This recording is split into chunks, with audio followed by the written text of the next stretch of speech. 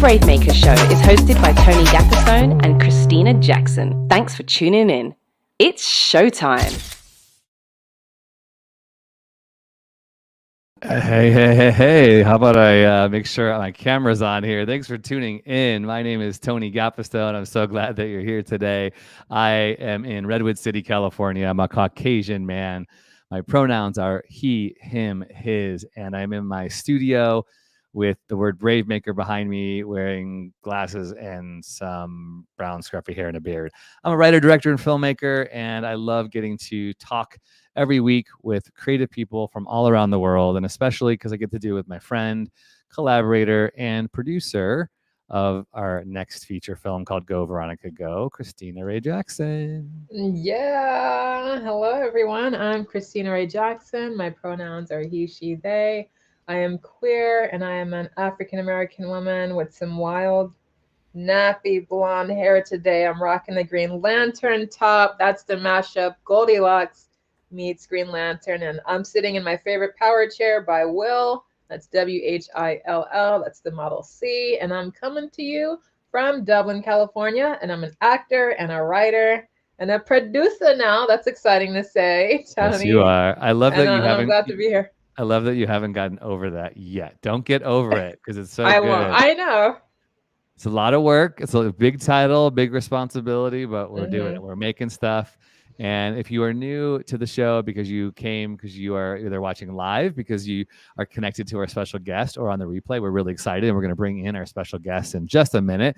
Christina and I always start the show with this one question. How are you braving your way toward your creative goals? What does it look like for you to be going after your goals this week, Christina? Yeah, so this week I have been taking time for reflection and education and appreciation. As you know, I've been on this beautiful journey to bring my first comic book to life, and I'm still on that journey. And I'll let you know, when we're about to cross that finish line. And with that said, I've never done this before, and I didn't tell Tony I was doing this today, but I'd like to read a poem that reflects how I'm braving my way. So let's get it going. Okay, here we go. This poem is called Crazy. I remember when I lost my mind. There was something so pleasant about that place. Even your emotions have an echo in so much space. When you're out there without care, yeah, I was out of touch.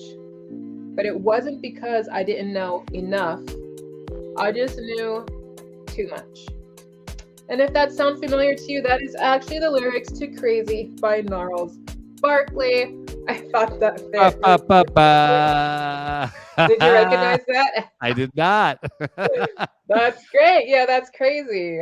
I put in some like background tunes while you were doing it too. It was wonderful. Yeah, man, that was super fun. Well, I love it. Thank you for sharing that. We got to go after these things. And sometimes it takes shaking up our normal routines and getting in new places. Christina texted me. I was having a hard week. She texted me some, what did you call it? Like I needed a mental bath. What did you call it? Yeah, I sent Tony a sound bath. A sound bath. We should share his YouTube channel. There's a really wonderful artist on YouTube who does these hour-long sound baths, and they're so relaxing. So yeah, I shared that. That's awesome. All right. So for myself, our film, y'all, comes out in 2 weeks with the virtual CineQuest Film Festival. And I will put the link in the show notes here if you're listening on the audio. I will also put it here in the chat if you're watching us live or on the replay. But the interesting thing is it's going to be out in the world. People are going to be able to see it. Oops, I'm sharing the wrong link here. People are going to be able to see it on CineQuest, and that is going to be happening on April 1st. And so I have been sending this out to some press. I've been sending it out to some people in LA too, saying like, hey, our film is selected for the CineQuest Film Festival. Last Chance Charlene. It's our premiere. Come watch it. Come review it. That's kind of scary. Come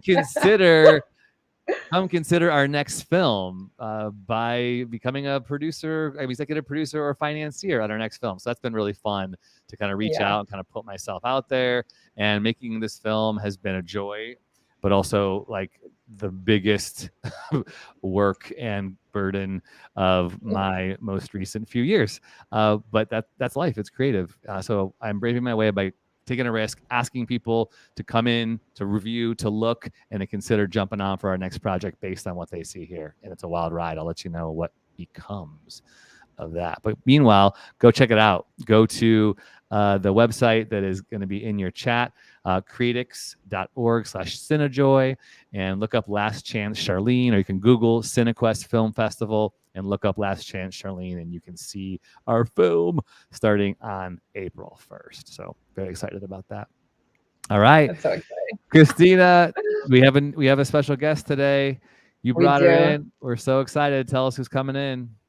We have a fabulous queen, an author, an activist joining us today. Welcome, Luticha. Welcome to the show. How are you? Hey, y'all. Shoulder shimmy.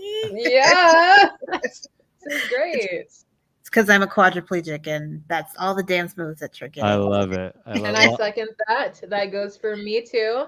In solidarity, I was shaking my shoulders with you in solidarity. So for those who are watching, I am shaking my shoulders in solidarity. Well, go ahead and give the audience your introduction, and then Christina will jump in. Just tell us where you're coming from, physical description, pronouns, anything you want to share for our audience. Sure, y'all. Nice to meet you, and thank you again for this opportunity. I am in the lovely Rochester, New York, where it is still very cold, and my pronouns are, you can just say my name, Luticha André Doucette, because it's awesome. And today I am like rocking it. I wanted to be like a space alien person today. Mm-hmm. So I'm rocking some blue kind of rock candy earrings and kind of like a psychedelic top with like cutout shoulders and hot pink glasses. And I'm in my favorite wheelchair. Right now I'm riding the Apex in hot pink and black. Ooh. Okay. Its name is Uhura. So for those. Oh, you named your chair? I did. I named every single one of my wheelchairs. Like all of them have names. I got to get on that. I love that. And Luticha really played that down. She is serving up some sci-fi galactic goddess today. Okay. I'm loving the shoulder cutouts. This is gorgeous. Cool. Thank you. Thank you.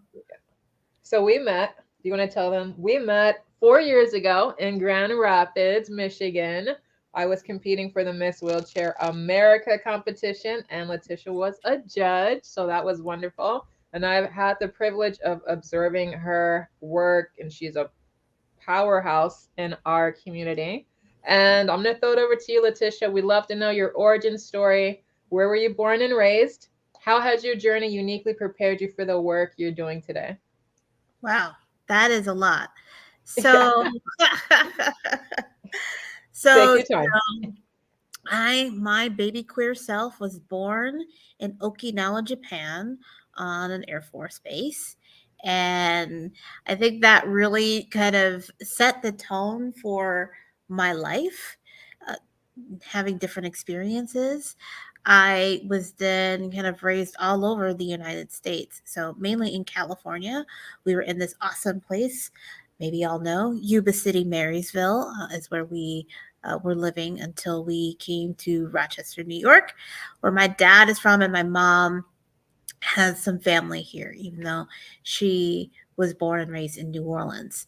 So I think a lot of that, just that foundation in my childhood, I was homeschooled. So my parents were all about, exploration as a form of learning. developing your own learning style, using art as a means to learn. I read a lot. I was disabled quite young, as 22 months old, I think I was, in 1985 in a car accident. So I sustained a brain injury and a spinal cord injury at that time. And this was prior to the Americans with Disabilities Act. So the only places that were actually accessible were schools-ish and libraries. So I spent a lot of time reading, and you had that 21 book limit, and I would get 19, and then the rest would be for my mom and my older brother. we could Working the system. I love it. That's great. So I think that really set the foundation of critical thinking. I come from a long line of activists and advocates. My grandmother, who I'm named after, was huge in her community in Pontchartrain Park. And so that kind of led to where I am today. In service to others, we have to do more in order to end the systemic inequities that we all are seeing today, right? Yeah, absolutely. So, Luticha, you have a book out, you do consulting. So, talk about some of the work that you're doing right now. You know, with Brave Maker, our mission is to elevate brave stories for justice, diversity, and inclusion. And film is a huge part of that. And we love being able to meet people who do it, but you're using words and you're telling stories. So, share about the book and some of the things that you're seeing happening because of the work you're putting out in the world. So, yeah, my book is Cultivating an Intersectional Mindset. And this was because, you know, no matter where you are, you're a leader and change can be made, right? And we see this in all areas, including the arts, just the need for more diversity, equity, and inclusion. And so my goal is, and this is just my world domination, I'm going to say this publicly, is that if everyone purchased my book and we all kind of said, this is the strategic plan in order to move forward, change can actually happen.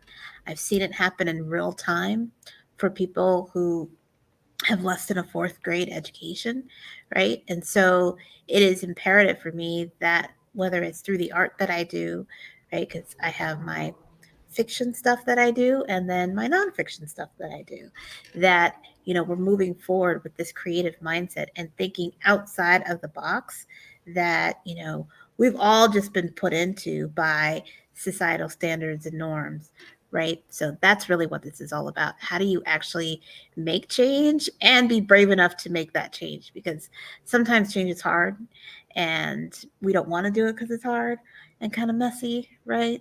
It's kind of like making art. Sometimes you don't know what the final product is going to look like until you start getting messy, right? Start making those mistakes, start learning and growing, and then you've got, you know, beautiful product at the end.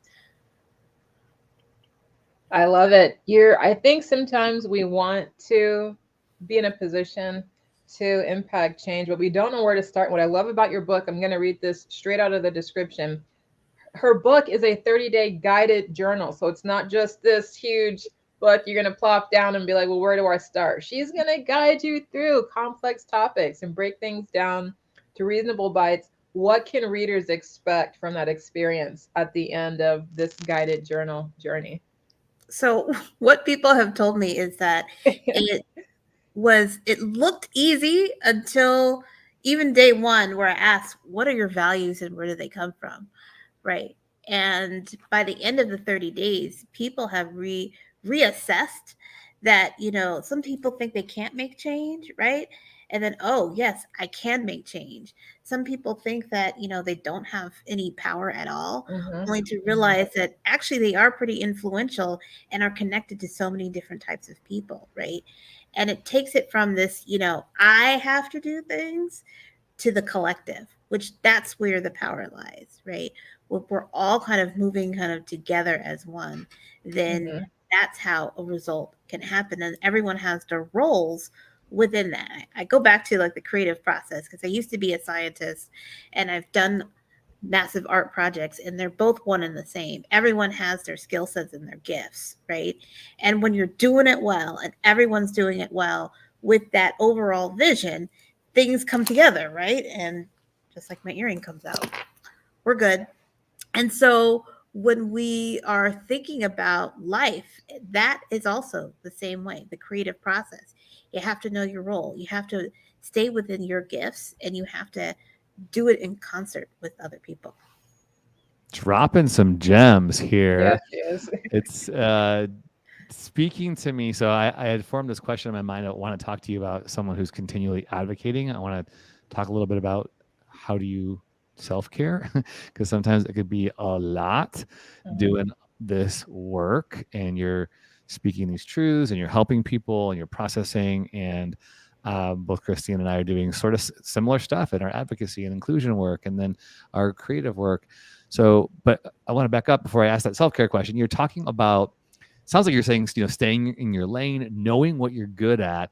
Can you talk more about that? Is there something you're kind of alluding to, like, the reality of saying no, the reality of kind of rolling away from things and people who are not aligning with your mission? I'd love you to talk a little, maybe even like practically, how do you work that out? Maybe that connects also with the self-care stuff.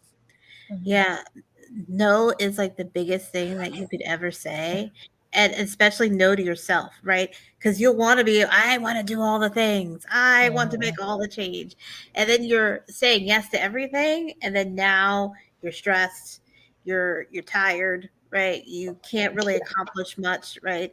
And then you're like, why are people taking advantage of me? Well, because you just kept saying yes. Heck yeah.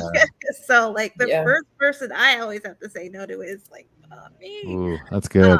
That's good.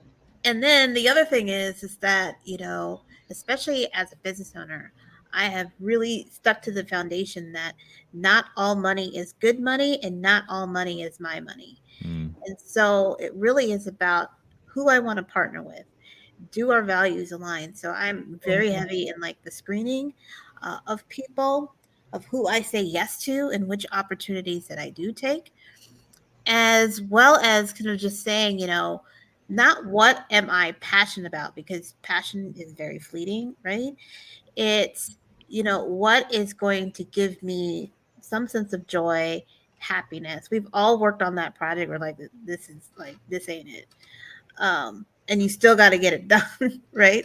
I don't want my projects to be like that. And so, and I don't want the people that I work with to be people who are like a soul suck. I think of like, What We Do in the Shadows is one of my favorite shows, and the emotional vampires. Oh right? My God, I love that show. I love that show. So good. So you don't want to work with the emotional vampire, right? Like that is not a good situation. So you have to identify who those people are and just keep it moving. And that's where good boundary setting, which we go over in the book, happens. Boundaries for yourself. Most of my boundaries are for myself, not for other people, because I can't control their behavior. But that ability to say, you know what, this is not an opportunity that I want to engage in. And sometimes saying no opens you up to a bigger yes, right?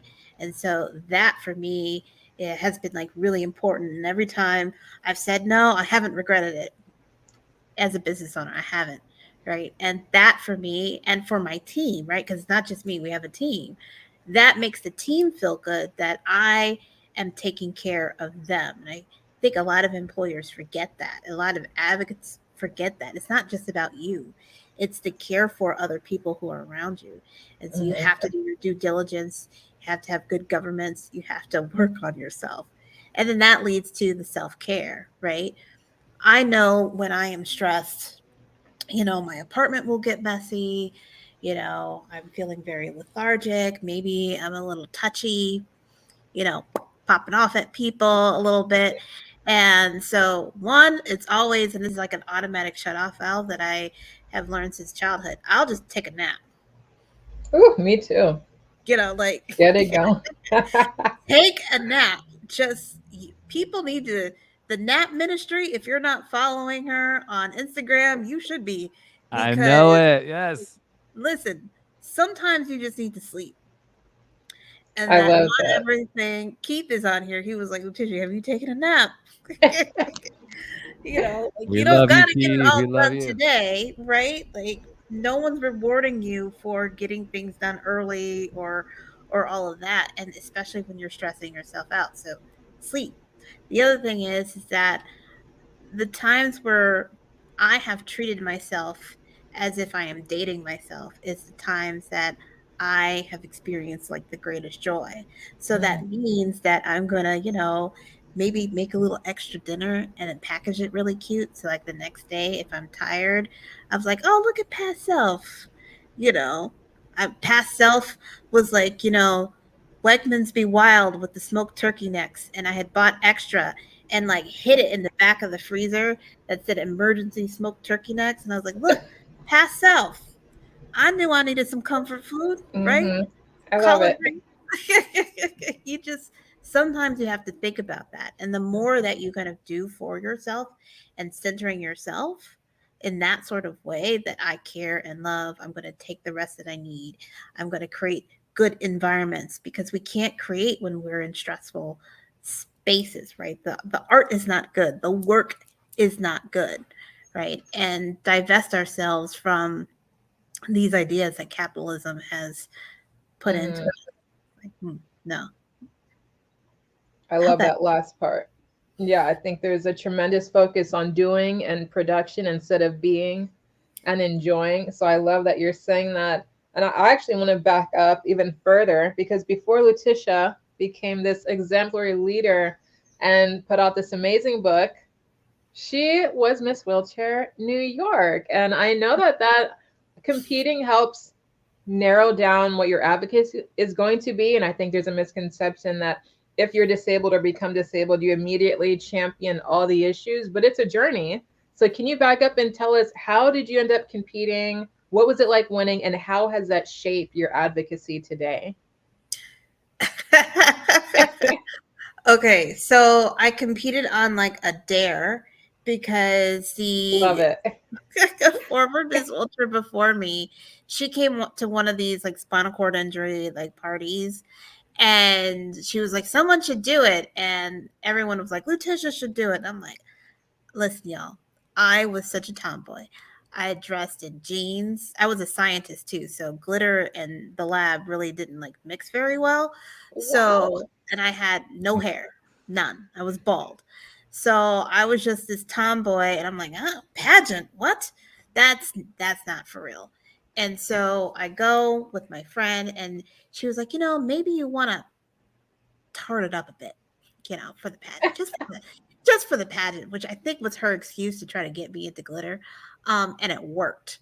So, we bought this necklace, makeup. I had, these awesome hot pink sparkly Converse shoes, which was, these shoes were just like amazing. And, nail polish, sparkly nail polish. And we get there, and I ran on a platform on diversity and inclusion in STEM because I was like the first and only in my major, and it was so very difficult. And I helped design an accessible height hood, the stuff that chemists and biologists kind of do their work in, and was co-designing that with some of the staff there, and made it open source so that nobody could like steal the patent or anything like that. So that really kind of led me to being able to say like, hey, maybe I can do this at like a larger scale, like, because a lot of the stuff that I had been doing and have continued to do has been local to Rochester and Monroe County, but that there could be a larger platform. And then through Ms. Wilcher, how to do interviews, right? How to like speak on brand. What's your brand? What's your marketing story? And all that other stuff. And, being able to not just represent myself, but the larger whole of disabled people, right?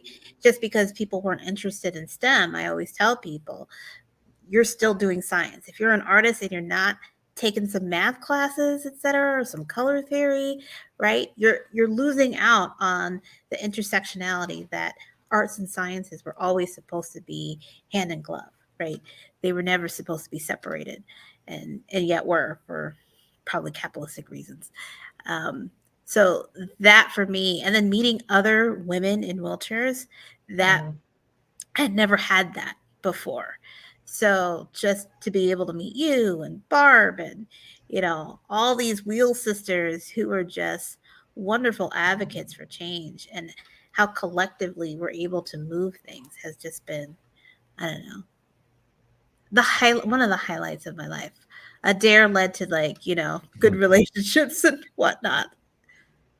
I love that. And it's very similar in California too. Not many people know about the Miss Wheelchair California competition. It is a competition that at the end, you could be a polished goddess like Luticha in the disability advocacy space. And it's wonderful. And by the way, did you say a spinal cord injury party? I've never been invited to one. So after the show, we got to talk about that. You got to come to Rochester. It's hilarious.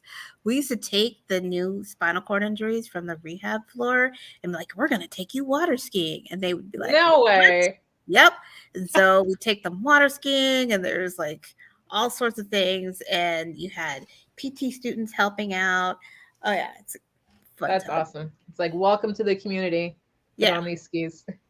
You're newly injured. Do you want to go water skiing? That's the getting back on the horse, right? Listen, right in the water. We don't care. So Luticha, you have all this you're bringing to the world. What does it look like for your consulting? So with your, your brands, the corporations, the people, the companies, talk about that work. If someone wanted to contact you, obviously, how would they do it? But what are some of the things, programs, workshops that you're facilitating these days? Because by the way, I'm learning a lot. I think, as Christina and I do Brave Maker, I knew I was going to be absorbing, because we're still very much young. We're in our 4th year and putting the team together, and we have so many volunteers, and then nonprofit. It's a lot of work, and there's misunderstandings, and then there's these projects, and we're in high heated moments, and we're trying to go after these diversity and inclusion initiatives, and there's just so much that can be dropped along the way. So I think I'm curious what practical things you're doing and workshops you're offering. Yeah, sure. Well, we can be reached at hello@catalystconsultingassociates.com. And a lot of the projects, like currently, I'm updating some work that I did in 2018 on employment barriers for people with disabilities, and really discussing all the societal systemic issues that lead to low employment rates for people with disabilities who do want to work but aren't in the workforce. So that's a major project that we're doing right now. I've worked with municipalities, so continuing that work, trying to get some bids on helping municipalities with their ADA transition plans, because less than 1% of municipalities in the United States have an ADA transition plan.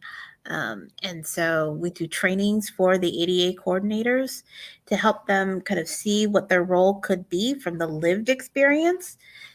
We do what are called emotional emancipation circles. So it's a wellness program specifically for Black and Brown folk of African descent to help them deal with the trauma that racism does to us, right? And how we can have a private, intimate circle. And we do this over Zoom, and really making sure that people are taken care of, because there's so much stress on our bodies, and you really need community in order to help you through. So we ask organizations to cover the cost of that, so that people don't have to pay for their own healing, because that's a weird function of capitalism, right? So we don't want to charge people for that work, and we will partner with nonprofits in order to do that. We just recently went through our Undoing Racism training in collaboration with the People's Institute for Survival and Beyond, to really teach about power dynamics, the history of racism and capitalism, et cetera, in America, why things came to be. And then we take the time with people afterwards to say, like, well, what's next, right? What do we do next? And that was on the screen, JD, one of our awesome teammates here at Catalyst. So there's a lot that we offer, right? But a lot of it boils down to strategic planning, leadership development, and wellness. Those are the 3 cores, right? Because without those 3 pillars, you're never going to get anywhere in your equity initiatives. Boom, mic drop. So where's the best place to start? So any organization that's listening or watching, they want to jump in, they're ready. Walk us through that process. Do we start at your website? start at my website. And you can grab our free league magnet, which is 5 reasons equity initiatives fail, because there's some patterns that I noticed of organizations who are so gung-ho, and then things fall by the wayside or don't turn out what they want to because they're just kind of repeating, common mistakes. So I don't want y'all to do that. So you can grab that. That's free. And then from there, book a discovery call and see how we can help. Or if you're just kind of ready, but you need to pick my brain, you can book a strategy call. So it's all there at hello@catalystconsultingassociates.com. So start Awesome. there. Buy the book. You can also buy the book. Yeah, buy the book. Buy the book, support this advocacy work. Right on. This is fantastic. Thank you so much for sharing. You're doing good work. You are a good work. I love when I sit with people and they seem to have these experiences they're sharing, because we're all human and we're all trying to figure it out. And sometimes you just need, I was telling Christina before we got on, I've been listening to Brene Brown's podcast, and you just hear somebody talk about these issues and you're going, oh my gosh, yeah, I could do that. I need to do this. Okay, I could do that. Because sometimes there's just like, you think you're doing all the right things and you're spinning all these plates, but there's just one more thing you could try, or a different, way to look at it. And it just can change the whole, system. So thank you for the work that you're doing.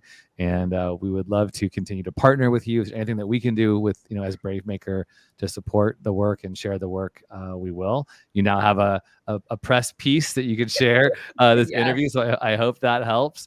And we'll be tagging and sharing things on our Instagram as well. But before we end, is there anything else you want us to know about you or the work, or anything else that you feel like you didn't say that would be important to get out? So I think the biggest thing is that I always tell people is that the first system that needs to change is you. And that it is important in this work. And I was talking to one of our teammates today, working on yourself, and not, people spin their plates because they don't have a starting point or frame of reference, but you're the frame of reference, right? So you have to see how you sit within systems, and then we can reach out across the aisles and across cultures in order to make the change that we want to see in the world. That is beautiful. You're the frame of reference. Yes. I want to say, for me, the thing that has been saving me is the new iPhone upgrade allows you to silence notifications and communicate that to people. And you didn't ever need to apologize for going offline. It just, we live in such a time where everybody's successful. And I tell people, you can text me anytime, call me any time of day, because I have my phone off most times so that I can do my work. Or if I'm sleeping, you're never going to wake me up. Don't worry about it, because I have to do that for myself. Otherwise, I'm constantly, my body, like it's like a Pavlovian response. And I have to protect myself because I have so many things going on. I want to prioritize my family. And I hear that's one thing I want to take away today. Thank you. We are the frame of reference. We have to make ourselves the priority, and then our corporations and our families and our relationships, those things will follow. So really, really fantastic. Thank you so much, Luticha.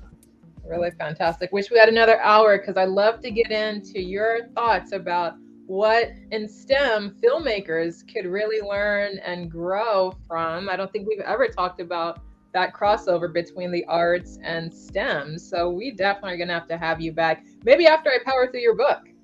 Yeah. I'd love to nerd out with you. Nerd out. Power through. Now, nobody asks me these questions. Oh, equity, diversity, inclusion. But I am such a nerd about sciences and art. Let's get into it. The same. Let's get into it. Yeah. You got 2 minutes. If you want to drop something on the art, go for it. What do you want to say about that? Anything come to mind? Obviously, the storytelling is a part of this, right? Storytelling is, but math is important. Geometry is important. Your algebra, your basic algebra is critical. I was talking to my friend the other day. She's this wonderful artist, and she's but I can draw faces really well because I took a math class for artists. So that told you about the lines and how to actually calculate all that and draw it in a way that is, according to your style. So I think for all artists out there who said that they never could use math, I was isn't that true? That's not, you hear that, Tawny? Your storyboards.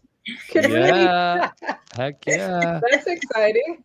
I have 3 daughters too, and one of them, like 2 of them, are really good at math and science stuff, and I just love it. I love that they're so good at it, interested. It's great. So exciting. That's great. Well, They cool. need it. The arts need the math, and the math need like the arts. Like That's right. it's just like for anyone who's in STEM, they should be taking an art class or 2, and anyone who is an artist should be taking STEM classes. Like they should never be separate from each other. Good. All right, let's end our show with our faves of the week. Brave faves. TV shows, films, books, songs, technology, clothing, podcast, food, and more. These are a few of our favorite people, places, and things. Brave faves. Something that's been bringing me a lot of joy lately is enjoying the success of Jackson's.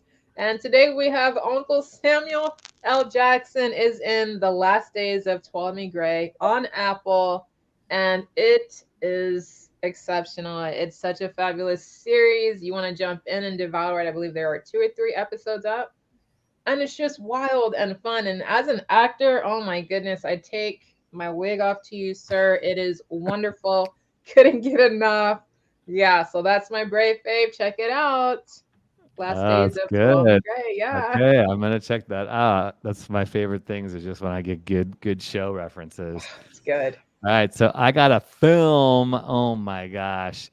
Christina and I are working on a little horror project, and I got this film on my radar from Sundance, and I was just, I'm going to say, eating it up, and I do mean a pun intended. This film is called Fresh, directed by Mimi Cave. It stars Daisy Edgar Jones as well as Sebastian Stan. And it's about dating. It's about single life. It's about the nuances of relationship. And it is really fun and well done and creepy. If you have a queasy stomach, might not be for you. But the cinematography is super cool. There's some really artistic shots. I was just like eating up and making some like that shot. Oh my gosh, like just so many cool angles. I was like, oh, we have to do these. We have to replicate these shots. They do a lot of stuff with mirrors, so it's introspective, and it's got a good dash of horror. So check it out if that's your thing. But if you got a queasy stomach, pass. Hard pass. Okay. Fresh. That's awesome. Fresh on Hulu. Yeah. Yeah. All right, Luticha, what you got? First of all, was that Bucky? That's Bucky, Sebastian Stan. Yeah, in rare form. Really, really good. Unbelievable performances on both of these actors. Just like, what is happening here? I loved it. Okay. That's awesome. So I guess my first thing is buy the book. I actually have it here. Oh my gosh. And it's from a Black-owned print shop, y'all. So that's awesome. Buy Black. I saw that on your Instagram, and I love the nod to the STEM chemistry with that cover on there. I love it. I haven't seen that in years. Yes. And the other thing is a webtoon that I have been enjoying called Rose and Soul. And that has been like, it's like a little queer monster. Something good. They're so adorable. He looks like Geralt. And I really enjoy that too. Dark-skinned Geralt. Gotta love that. And it's just a really cute action adventure of these 2 characters. And it's live. So that's what I also love. I like seeing things as they're being created. And this is one of those times where go webtoons, Rose and Soul, support this artist. It's really beautiful art too that I really enjoy, like the detail of the costuming and the backgrounds of the characters. It's so gorgeous. Right on. And Rose is spelled like Rose and Soul, SOL. Yes. Right on. Well, hang with us. Thank you so much for being with us today. My name is Tony Gappistone. You can find me at tonygap.com or on the socials at Tony Gappistone. And I want to thank you for listening and watching. We are a 501c3 nonprofit. All of our generous supporters enable us to do this work. And you're going to be hearing from Christina and I as we launch a Patreon community at patreon.com/bravemaker, because we're going to be starting some extra bonus content. We are going to be creating groups and having special Zooms for a small exclusive club of people who want to talk about filmmaking, comic book writing, singing, acting, filmmaking, all that stuff. And you'll hear more about that, but you can do a search and it might even pop up pretty soon. We're looking for people who really want to jump on with us. We want to create some revenue to pay all of the great partners that we have who are working with us, especially our new live show producer. Welcome, Amy Cohen. She has been doing live quotes in the comments, so we're super great to have her today. But until then, go to bravemaker.com. You can donate right from there, bravemaker.com/donate. You can also use your phone. Just text the word Brave Maker to 44321. And when we get lots of generous funds, we can even make movies. And we can't wait to tell you about the new film that is a brainchild of Christina Ray Jackson coming out hopefully later in 2022. We're excited to share it. What else we got, Christina? What's up next week? Super excited. Next week, we have a wonderful guest, Nicole Levy. I hope I'm pronouncing her name correctly. She will be with us 4 p.m. Pacific Standard Time right here on the Brave Maker YouTube channel. And yes, we are welcoming a new producer, Amy Cohen from Austin, Texas. We also are welcoming a new intern, Sarah Agolia from Chicago. And we want to thank Carrie Alley. She's our social media manager. Barnell Amos, our podcast editor from Grand Rapids. And Emerson Morley from the Bay Area. And she is also a Brave Maker intern. So we can't do the show without you. We love you guys. And also get excited for that Patreon because we're going to throw in STEM. If you're a filmmaker who never thought that STEM could help you reach your goals, we're going to do a deep dive over on our Patreon channel. So stay tuned for that. Super exciting. Luticha, one more time, where can people find you? Shout out your social. So you can find me on Instagram at Freedom of Movement 35 or the business page at Catalyst Consulting Rock. I'm also on TikTok, which is awesome. And it's awesome. Her TikTok is awesome. Some days. Thank you. Or you can find me on Patreon. So just put in Catalyst Consulting on Patreon. And this is where we're going to be doing those deep dives, especially if you need some extra help with the book. You know, at the higher level, we have some bonus content there and really uploading almost 30 years worth of work onto Patreon, right? So you're going to get access. It's like a college education, you know, but cheaper. It's awesome. That you're going to get. What a gift. Yes. And hope to see you there. And I can't wait for another discussion with y'all. This has been awesome. So good. Thanks for your time. Hang with us till after the bumper. But thanks everybody for watching and listening. Brave stories change the world. And you are the story. Bye, everybody.